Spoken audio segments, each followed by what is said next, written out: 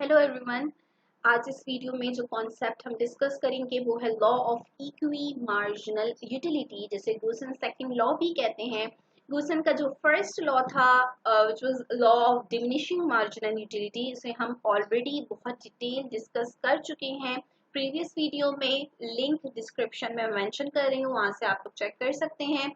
Consumer equilibrium की एक series लेकर मैं चल रही हूँ, जिसमें हमने कार्डिनल एंड ऑर्डिनल अप्रोच के अकॉर्डिंग हमने सबसे पहले डिफरेंस समझा था, और कार्डिनल अप्रोच हम अभी लेकर चल रहे हैं। फर्स्ट हमने लॉ ऑफ डिमिनिशिंग मार्जिनलिटी को समझ लिया, जो कि सिंगल कमोडिटी इक्विलिब्रियम एक्सप्लेन करता है कि अगर कंज्यूमर कोई सिंगल कमोडिटी कंज्यूम कर रहा हो तो वो कौन सा पॉइंट होगा जिसपे कंज्यूमर की सेटिस्फेक्शन मैक्सिमाइज होगी, वही बेसिकली कंज्यूमर इक्विलिब्रियम का पॉइंट है।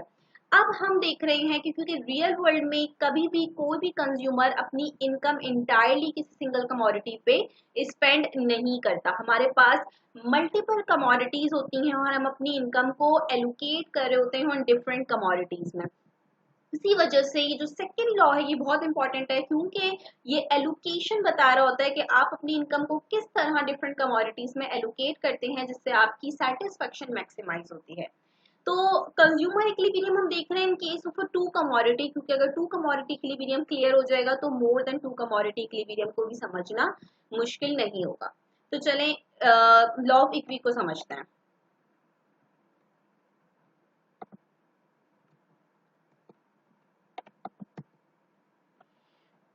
इकोनॉमिक्स में स्टार्ट से हमने एक चीज पढ़ी थी कि our wants are unlimited but resources are limited.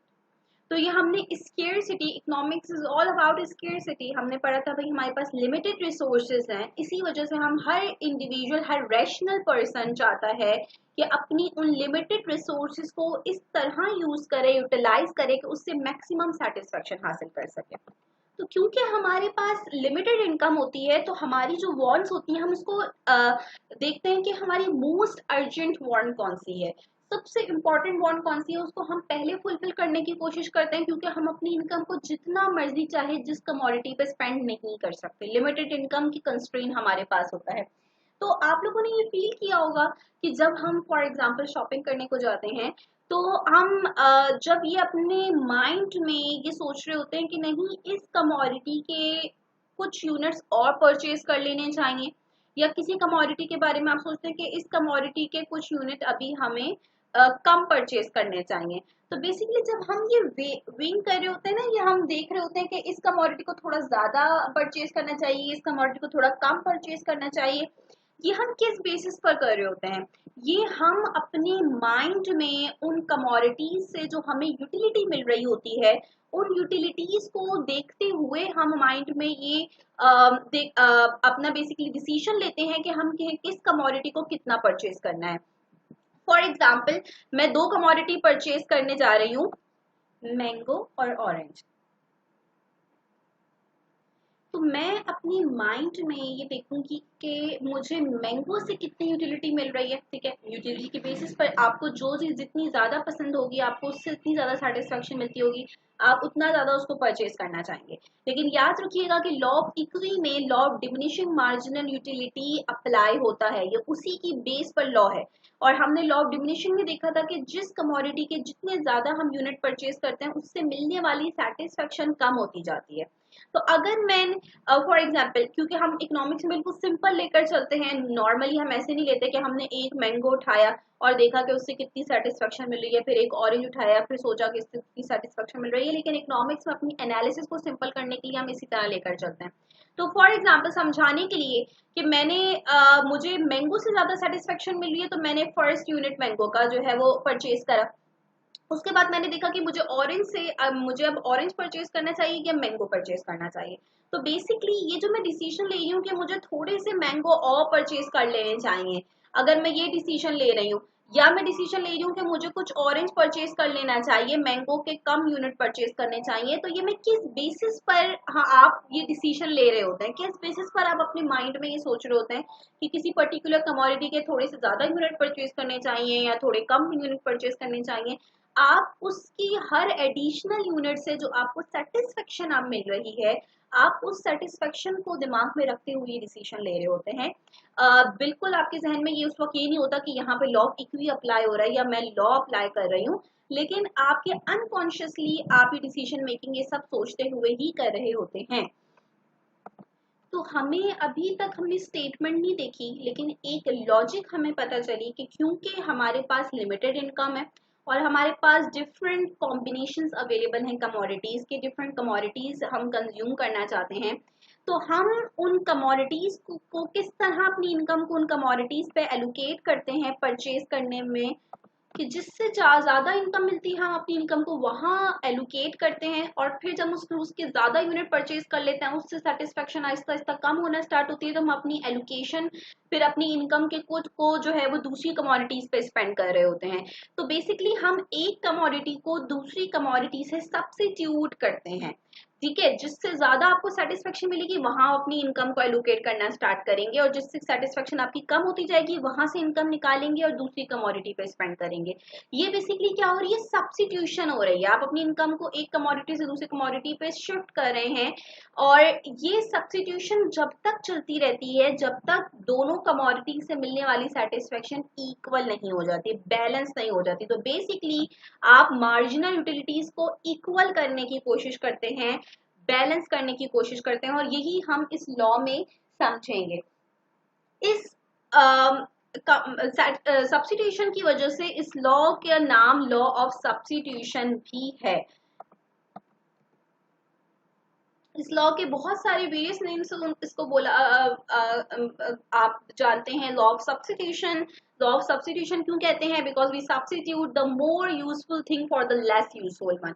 जो हमें हमारे लिए सबसे ज्यादा यूजफुल चीज होती है हम उसको लेस यूजफुल से सब्स्टिट्यूट करते हैं, उस पर अपनी इनकम को ज्यादा स्पेंड कर रहे होते हैं, और इस तरह हम अपनी उन दोनों कमोडिटी से मिलने वाली सेटिस्फेक्शन को इक्वलाइज करते हैं। इसको हम लॉ ऑफ मैक्सिमम सेटिस्फेक्शन भी कहते हैं, क्योंकि हम पढ़ ही यही रहे हैं कि हम वो कंज्यूमर अपनी इनकम को किस तरह एलोकेट करेगा कि उससे उसकी सेटिस्फेक्शन जो है वो मैक्सिमाइज हो।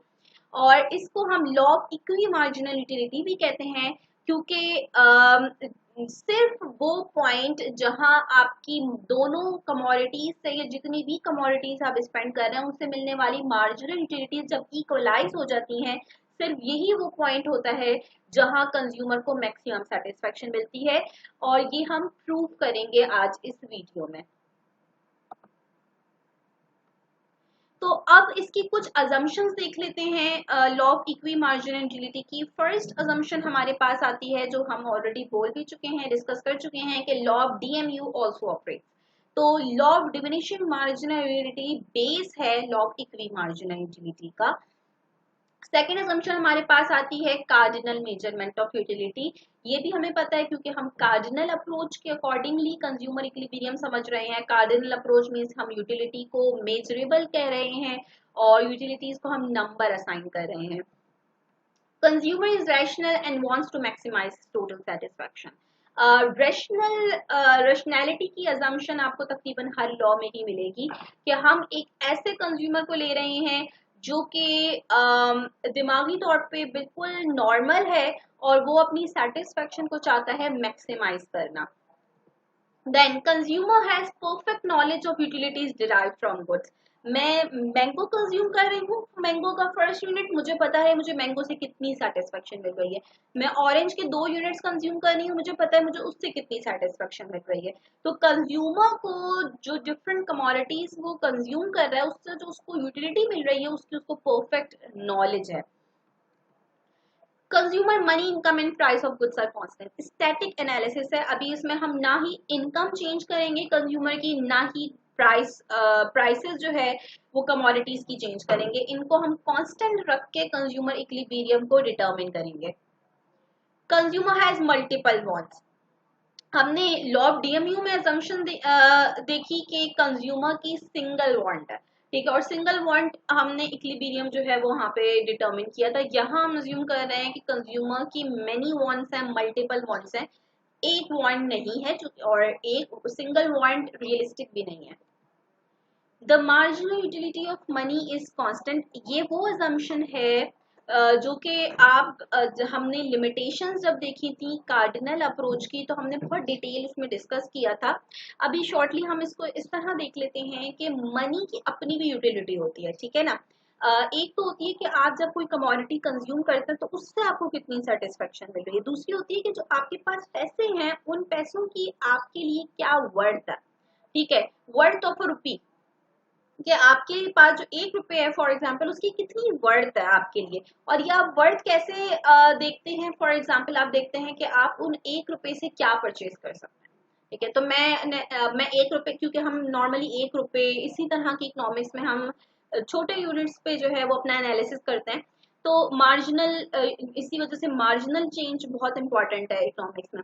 तो 1 रुपए से मैं क्या परचेज कर सकती हूँ, फॉर एग्जाम्पल मैं 1 रुपए से एक टॉफी परचेज कर सकती हूँ, तो उस टॉफी से मुझे कितनी यूटिलिटी मिल रही है, फॉर एग्जाम्पल मुझे 2 यूटिल्स मिल रहा है, तो मैं बोलूंगी कि 1 रुपए की मेरे लिए कितनी वर्थ है, 2 यूटिल्स। अब इसका क्या मतलब हुआ कि मैं 1 रुपए जब भी खर्च करूंगी जब मुझे एटलीस्ट 2 यूटिल्स मिले, वरना मैं खर्च नहीं करूंगी। ये मेरे लिए पैसों की 1 रुपए की इतनी इंपॉर्टेंस है।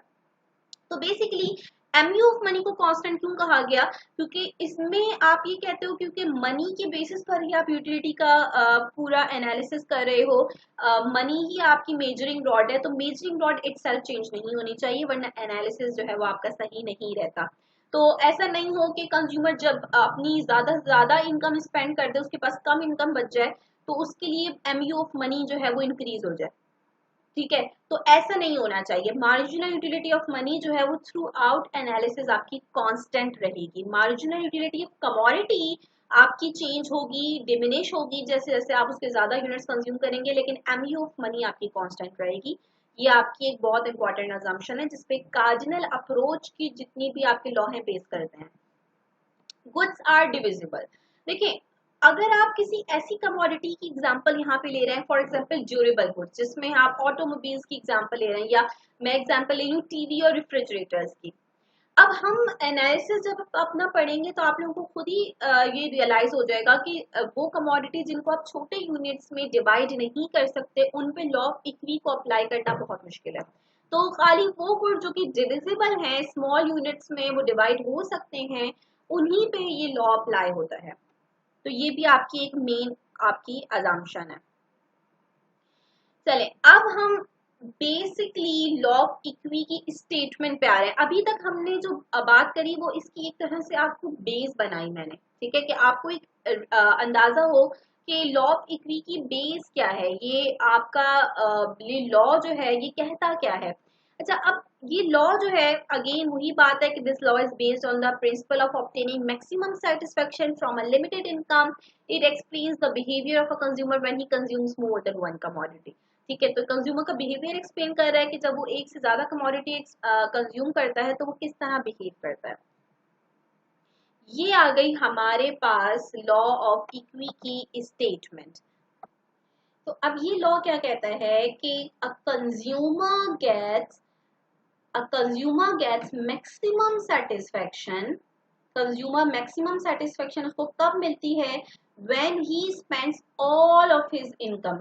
ये बड़ा इंपॉर्टेंट है, जब वो अपनी सारी इनकम स्पेंड कर दे। याद रखिएगा, जैसे मैंने यहाँ पे भी लिखा whole income must be spend. यहाँ पे हम क्योंकि स्टैटिक एनालिसिस ले रहे हैं तो इसमें ये नहीं है कि कुछ इनकम हम सेव कर रहे हैं या कुछ इनकम हम बोरो कर रहे हैं, इस तरह का कुछ नहीं है। हमारे पास करंट टाइम पीरियड में जो भी इनकम है हम अपनी पूरी की पूरी इनकम स्पेंड करेंगे, ठीक है। When he spends all of his income on different commodities in such a way that the marginal utility of last rupee और लास्ट यूनिट और लास्ट डॉलर, आपकी डिफरेंट जगहों पे आपको एग्जांपल में डेफिनेशन में डिफरेंट दिखेगा, spend on each commodity is equal. अच्छा, अब ये स्टेटमेंट एट फर्स्ट जब आप पढ़ते हैं तो आपकी सर के ऊपर से चली जाती है, ठीक है। तो इसको थोड़ा सा सिंपल करके समझते हैं। कंज्यूमर को अपनी मैक्सिमम सेटिस्फेक्शन कंज्यूमर कब अटेन करेगा, जब वो अपनी सारी इनकम डिफरेंट कमोडिटीज में इस तरह स्पेंड करे या एलोकेट करे कि जब वो लास्ट रुपी स्पेंड करे उन डिफरेंट कमोडिटीज पे, तो उन कमोडिटीज से जो उसको मार्जिनल यूटिलिटी मिल रही है वो इक्वल हो जाए। फॉर एग्जाम्पल, मेरे पास जो है वो हमने अपनी एग्जांपल मैंगो और ऑरेंज की ली थी, ठीक है, कोई सी भी एग्जांपल आप देख सकते हैं, मैंगो और ऑरेंज की एग्जांपल ली थी। तो मैं मैंगो के मैं 5 यूनिट जो है वो कंज्यूम कर रही हूँ, और ऑरेंज के मैं फॉर एग्जांपल 10 यूनिट कंज्यूम कर रही हूँ, लेट्स सपोज। तो मैं मैंगो पे जब फिफ्थ यूनिट जब मैं मैंगो का परचेज करूंगी, लास्ट रुपी जब मैं स्पेंड करूंगी मैंगो पे, और लास्ट रुपी जब मैं स्पेंड करूंगी ऑरेंज पे, ठीक है, तो उस इससे मिलने वाली जो मुझे सेटिस्फेक्शन है वो एक दूसरे की इक्वल हो जानी चाहिए। और अगर ये इक्वल नहीं हुई, फॉर एग्जाम्पल अभी तो अगर मैंने अपने लास्ट रुपए स्पेंड करे और स्टिल मुझे मार्जिनल यूटिलिटी जो मुझे एक्स कमोडिटी से मिल रही है वो ग्रेटर देन है मार्जिनल यूटिलिटी ऑफ वाई से, तो इसका क्या मतलब है कि मुझे एक्स से ज्यादा सेटिस्फेक्शन मिल रही है वाई से कम। इट मीन्स कि मुझे कुछ पैसे वाई से निकाल के एक्स में लगाने चाहिए, क्योंकि एक्स की सेटिस्फेक्शन मेरे लिए ज्यादा है। और अगर हमारे पास हो कि M U X is less than M U Y, तो ये हमें क्या बोलेगा कि यहाँ से पैसे निकाल के कुछ मुझे वाई पे लगाने चाहिए, क्योंकि मुझे वाई से ज्यादा सेटिस्फेक्शन मिल रही है। और ये हम कर क्या रहे हैं, ये सब्स्टिट्यूशन कर रहे हैं ना, एक कमोडिटी को सब्स्टिट्यूट कर रहे हैं दूसरी कमोडिटी से। और ये जब तक चलता रहता है जब तक आपकी इन दोनों कमोडिटी से मिलने वाली सेटिस्फेक्शन इक्वलाइज नहीं हो जाती, जब तक आप अपनी एलोकेशन करते रहेंगे, रीडिस्ट्रीब्यूशन करेंगे। और जब आप ये एलोकेशन आपने कर ली, मार्जिनल यूटिलिटी इक्वल हो गई, अब कोई दूसरा कॉम्बिनेशन आपको इससे ज्यादा सेटिस्फेक्शन नहीं देगा। तो अच्छा, ये बात क्लियर हो गई।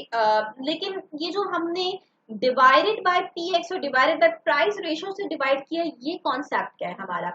देखिए अगेन, हम क्योंकि मार्जिनल चेंज की बात कर रहे हैं, हम क्या बात कर रहे हैं यहाँ पे, आपने देखा कि लास्ट रुपी की बात हो रही है, कि जब आपने आखिरी पैसा जब स्पेंड करा इन कमोडिटीज पे, तो उससे मिलने वाली जो यूटिलिटी है वो इक्वल हो गई। अब आप क्योंकि पर रुपी के लिहाज से अपनी जो एनालिसिस है वो देख रहे हैं, तो for example marginal utility of x है आपकी 50, ठीक है, ठीक है, आपको एक कमोडिटी के इस यूनिट से इतनी सेटिस्फेक्शन मिल रही है। जब आप उसको उसकी प्राइस से डिवाइड करते हैं, फॉर एग्जांपल आपकी एक्स की प्राइस है 5, तो आपके पास क्या आ जाएगा आंसर? आपके पास आंसर आ जाएगा 10 ऑफ कोर्स। तो ये 10 क्या बता रहा है कि 5 रुपए स्पेंड करने पे आपको कितनी यूटिलिटी मिल रही है? 50। तो पर रुपी यूटिलिटी कितनी मिल रही है? 10। तो बेसिकली आप पर रुपी के लिहाज से जो है वो यहाँ पे यूटिलिटी अपनी देख रहे हैं, सही है। इसी वजह से हमने इसको प्राइस रेशियो से डिवाइड करा है। तो होप सो कि ये स्टेटमेंट आपको अभी तक क्लियर हो गई होगी, और ये याद रखिएगा कि whole income must be spend. चलें आगे बढ़ते हैं। यहाँ पे हम एक एग्जाम्पल की हेल्प से इस लॉ को समझेंगे। हमने एक एग्जाम्पल ली है कि suppose consumer is buying only 2 commodities. For simplicity हम अज्यूम कर रहे हैं कि कंज्यूमर सिर्फ ये एक्स और वाई 2 कमोडिटीज कंज्यूम कर रहा है। उसकी टोटल इनकम कितनी है? 20 रुपीज उसके पास टोटल इनकम है। और जो गुड एक्स है उसकी प्राइस क्या है? 3, और गुड वाई की प्राइस है 4। ये हमने जो है वो एक एग्जाम्पल ली। इस तरह की और भी कोई एग्जाम्पल हो सकती है। अच्छा, अब यहाँ आप क्या देख रहे हैं कि यहाँ ये बिल्कुल वैसा ही शेड्यूल है जैसे हमने लॉ ऑफ डीएमयू में देखा था। उसमें डिफरेंस क्या था कि उसमें सिर्फ एक कमोडिटी थी, यहाँ आपको 2 कमोडिटीज दिख रही हैं। बाकी बिल्कुल सेम है, सेम इन अ सेंस कि आप जैसे जैसे यूनिट कंज्यूम करते जा रहे हैं, आप देख रहे हैं कि जो सेटिस्फेक्शन है एक्स कमोडिटी से जो आपको मिल रही है वो क्या होती जा रही है? डिमिनिश। बिल्कुल इसी तरह वाई के जैसे जैसे आप ज्यादा यूनिट कंज्यूम करते जा रहे हैं, जो वाई से मिलने वाली सेटिस्फेक्शन है वो भी क्या होती जा रही है? कम होती जा रही है। इट मीन्स कि यहाँ से ये तो आपका बिल्कुल क्लियर हो गया, वो अजम्पशन की लॉ ऑफ डीएमयू जो है वो यहाँ पे ऑपरेट कर रहा है, ठीक है। अच्छा, अब इसको मजीद हमने एनालिसिस को देखने के लिए, क्योंकि हमारी एनालिसिस को जो सिंबॉलिकली जो हमने इक्विलिब्रियम देखा था, वो हमने देखा था कि इक्विलिब्रियम कब अटेन होगा? जब marginal utility of X divided by price of x will be equal to marginal utility of y divided by price of y। जब ये कंडीशन आपकी अप्लाई होगी तो आपका इक्विलिब्रियम अटेन होगा। जबकि यहाँ पे हमने सिर्फ यूटिलिटीज देखा हुआ है, उसको पर यूनिट के लिहाज से मेजर नहीं किया हुआ।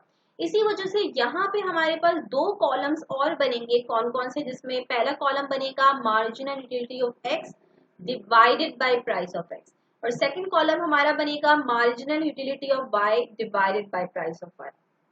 इसमें हम क्या करेंगे, जितनी भी यूटिलिटीज हैं एक्स की उसको डिवाइड कर देंगे प्राइस ऑफ एक्स से, विच इज 3।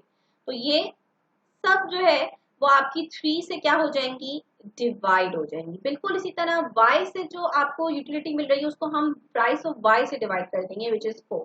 तो ये पूरे कॉलम को हम 4 से डिवाइड कर देंगे तो हमारे पास ये दो कॉलम्स आ जाएंगे।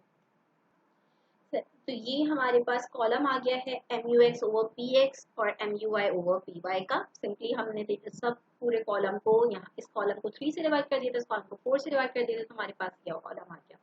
अच्छा, अब हमने क्या करना है, अब हमने देखना है कि हमारे पास इनकम 20 रुपीज है और प्राइस ऑफ एक्स और प्राइस ऑफ वाई भी हमें पता चल गई है, ठीक है। तो हमने अपनी इनकम को हमने एक्स के कितने यूनिट कंज्यूम करने हैं और वाई के कितने यूनिट कंज्यूम करने हैं कि हमारी सेटिस्फेक्शन मैक्सिमाइज हो जाए। तो लॉ तो ये कहता है कि जब आप अपनी इनकम को इस तरह स्पेंड करें कि आपको जो दोनों कमोडिटी से जो आपकी सेटिस्फेक्शन है वो इक्वलाइज हो जाए। तो हम देख लेते हैं कि इक्वल सेटिस्फेक्शन कहाँ हो रही है। फॉर एग्जाम्पल आपको एक यहाँ पे दिख रहा होगा 9, सॉरी, और एक यहाँ पे 9, ठीक है।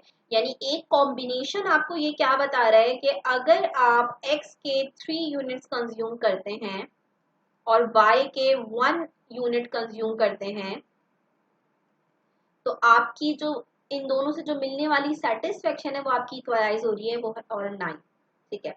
फिर आपको एक कॉम्बिनेशन ये दिख रहा है कि अगर आप x के कितने यूनिट कंज्यूम करें, 4 यूनिट्स, और y के 2 यूनिट कंज्यूम करें तो इससे मिलने वाली सेटिस्फेक्शन आपकी इक्वलाइज हो रही है 8, ठीक है। और इसी तरह आपको डिफरेंट कॉम्बिनेशंस यहाँ पे दिख रहे हैं। तो यहाँ पे तो बहुत सारे कॉम्बिनेशन आपके पास ऐसे आ गए जिससे आपको मिलने वाली सेटिस्फेक्शन जो है वो इक्वलाइज हो रही है। लेकिन हमें कंप्लीट लॉ याद रखना है, हमें कंप्लीट स्टेटमेंट याद रखनी है कि हमने एक इंपॉर्टेंट पॉइंट नोट किया था कि whole income must be spend.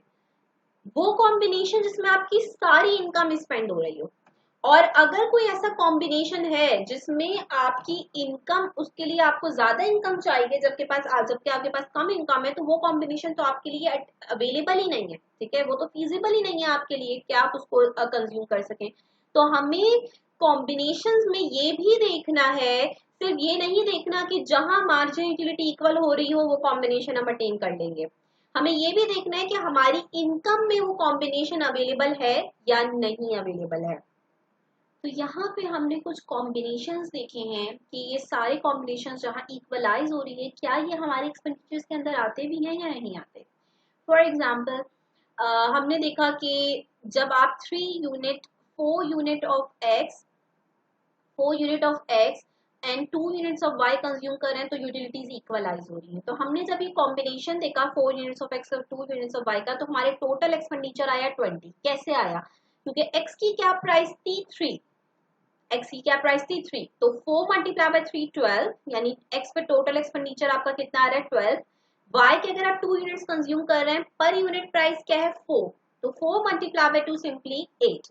तो आपके पास अगर आप 4 units of X and 2 units of Y consume करें तो आपकी पूरी की पूरी इनकम कंज्यूम हो रही है, स्पेंड हो रही है। अगर आप 3 units of X and 1 unit of Y consume करते हैं, इससे भी आप देख रहे हैं सेटिस्फेक्शन इक्वलाइज हो रही है। लेकिन जब आपने देखा तो अगेन उसी तरह आपने प्राइसेस से जब मल्टीप्लाई करके देखा तो आपके जो एक्सपेंडिचर आ रहे हैं 13। इट मीन्स कि आपकी सारी इनकम स्पेंड नहीं हो रही यहाँ पे, जबकि लॉ कहता है whole income must be spend. इसी तरह हमने इस कॉम्बिनेशन को भी देखा 5 units of X and 3 units of Y, तो हमारे पास आई इनकम। इसके लिए हम इस कॉम्बिनेशन को हमें अटेन करने के लिए हमारे पास 27 इनकम होनी चाहिए, जबकि हमारे पास सिर्फ और सिर्फ लिमिटेड इनकम कितनी है 20। तो ये कॉम्बिनेशन तो अवेलेबल ही नहीं है, ना ही ये कॉम्बिनेशन अवेलेबल है, क्योंकि हमारी इनकम ही इतनी नहीं है कि हम इन दोनों कॉम्बिनेशंस को अवेल कर सकें। हमारी इनकम में एक तो ये कॉम्बिनेशन आता है जिसके लिए सिर्फ 13 इनकम चाहिए, लेकिन आपकी पूरी की पूरी इनकम स्पेंड नहीं हो रही। तो ये 100% हम यहाँ पे प्रूव करेंगे कि इससे मिलने वाली सेटिस्फेक्शन जो है वो आपकी इसके मुकाबले में कम होगी, ठीक है। तो हमने देख लिया कि ये दो कॉम्बिनेशन है, ये वो कॉम्बिनेशन है बेसिकली जो कि आपका कंप्लीटली लॉ इस पे अप्लाई होता है, क्योंकि लॉ में हमने देखा था कि कंज्यूमर अपनी सारी की सारी इनकम डिफरेंट कमोडिटीज पे इस तरह स्पेंड करे कि जब वो लास्ट रुपी अपना स्पेंड करे तो उन कमोडिटीज से मिलने वाली जो उसकी सेटिस्फेक्शन है वो क्या हो जाए, इक्वलाइज हो जाए। तो यहाँ पे ये दोनों बातें, दोनों पॉइंट्स पूरे हो रहे हैं कि उसकी सारी की सारी इनकम स्पेंड भी हो रही है और उससे जो उसको सेटिस्फेक्शन मिल रही है लास्ट यूनिट से वो दोनों की इक्वलाइज भी हो रही है। तो ये वो पॉइंट है जहां आपका marginal utility of X divided by price of X equal है आपका marginal utility of Y divided by price. ठीक है, आपकी सारी इनकम स्पेंड हो रही है। फर्स्ट कंडीशन इक्विलिब्रियम की, whole income must be spent, whole income must be spent, ये कंडीशन भी आपकी यहाँ पे सेटिस्फाई हो रही है। और सेकंड के ये रेशोज आपकी इक्वलाइज होने चाहिए। तो सिर्फ ये वो कॉम्बिनेशन है जहां आपका लॉ कंप्लीटली अप्लाई हो रहा है। तो हमें क्या पता चला कि कंज्यूमर इक्विलिब्रियम पे कब होगा, जब वो इस पर्टिकुलर एग्जांपल में जब वो बाय कर रहा है 4 units of good X and 2 units of good Y. ये वो पॉइंट है जो कंज्यूमर, इस पॉइंट पे कंज्यूमर अपनी मैक्सिमम सेटिस्फेक्शन हासिल कर रहा है। Any arrangement of expenditure other than this will yield the consumer less amount of satisfaction. इस कॉम्बिनेशन के अलावा आप कोई सा भी कॉम्बिनेशन उठा लें जो कंज्यूमर की इनकम में आता हो, उससे कंज्यूमर इससे कम ही सेटिस्फेक्शन हासिल कर रहा होगा। इट मीन्स कि आप वो कॉम्बिनेशन नहीं ले सकते, जैसे अभी हमने लास्ट में देखा कि हम ये कॉम्बिनेशन नहीं ले सकते 5 unit of X and 3 unit of Y, क्योंकि ये तो हमारी इनकम में आता ही नहीं है। इसके लिए हमारे पास 27 इनकम होनी चाहिए, जबकि हमारे पास सिर्फ 20 है इनकम। ना ही हम ये कॉम्बिनेशन देख सकते हैं कि आप लोग ये कॉम्बिनेशन निकाल के बताएं कि इस पे से तो ज्यादा सेटिस्फेक्शन मिल रही है, लेकिन उसके लिए इनकम भी तो ज्यादा चाहिए। तो वो कॉम्बिनेशंस जो इस इनकम के अंदर आते हो, उनमें सबसे ज्यादा सेटिस्फेक्शन आपको इसी कॉम्बिनेशन से मिल रही है, 4 unit of X and 2 units of Y. इसके अलावा कोई कॉम्बिनेशन आपको इससे ज्यादा सेटिस्फेक्शन नहीं देगा। अब हम इस बात को प्रूव करते हैं। चलिए इस बात को प्रूव करते हैं। सबसे पहले मैं इस कॉम्बिनेशन की यूटिलिटी फाइंड करती हूँ। अगर हम लॉ के लिहाज से तो हमने मार्जिनल यूटिलिटी के टर्म्स में देख लिया, लेकिन टोटल यूटिलिटी इस कॉम्बिनेशन से हमें कितनी मिल रही है। फॉर एग्जाम्पल मैंने टोटल यूटिलिटी ऑफ एक्स निकालनी है, ठीक है। तो आप कैसे इन कॉम्बिनेशन की अब आपको पता तो चल गया कि मैक्सिमम सेटिस्फेक्शन यहाँ से मिल रही होगी, क्योंकि मार्जिनल यूटिलिटी इक्वलाइज हो रही है, दोनों इक्विलिब्रियम कंडीशन आपकी सेटिस्फाई हो रही है। लेकिन प्रूफ अगर आपको करना हो तो utility, total utility of x, x से टोटल यूटिलिटी आपको कितनी मिल रही है। फर्स्ट यूनिट से आपको कितनी यूटिलिटी मिली, 11, सेकंड से 10, थर्ड से 9 और फोर्थ से 8 आपको यूटिलिटी मिली। इट मींस कि एक्स से आपको टोटल यूटिलिटी कितनी मिल रही है, 38। इसी तरह टोटल यूटिलिटी ऑफ वाई आपने निकाली कि वाई के आप कितने यूनिट कंज्यूम कर रहे हैं, 2 यूनिट्स। फर्स्ट यूनिट से आपको कितनी सेटिस्फेक्शन मिली, 9, सेकंड से 8। इट मींस कि इससे जो आपको सेटिस्फेक्शन मिल रही है वो है 17।